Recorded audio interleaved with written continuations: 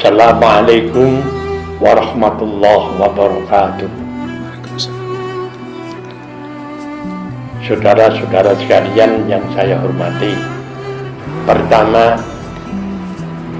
menerangkan bahwa mula-mula pendukungan terhadap Gus Ipul Pak Putih adalah saya yang mengusulkan, dan yang paling penting Gus Ipul ini pengalaman wakil gubernur selama 10 tahun. Jadi yang jelas ilmunya sudah banyak sekali. Sampai memang cara hubungan dengan masyarakat Jawa Timur, terutama kali Mas Ahy itu sudah terjalin sudah lama. Sampai gue bukan namun Mas Ahy, harus bukan bijak enak hubungannya. Jadi Gus Ipul luas banget. Mau hampir undangan ditekannya. Orang berdiri dengan kiai, satu tukang bijak datang dia. Saya heran. Pernah dia datang dengan saya di Bapak. Nah iya, Masya Allah. Bagaimana itu? Saya bingung, mereka ini setekol gitu. Dengan banget, yang lomang banget dan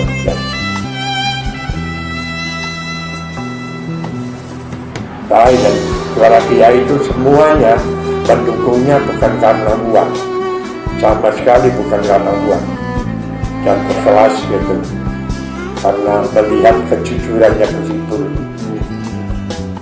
Dan Gus Ipul itu saya rasa kok tidak ada yang kiri, tidak ada mau dikocor apa nih waktu itu saya sambut di pondok kami itu, Masya Allah, menangis. Jadi waktu disambut di pondok itu kan sampai menangis dulu. Hebat banget waktu itu.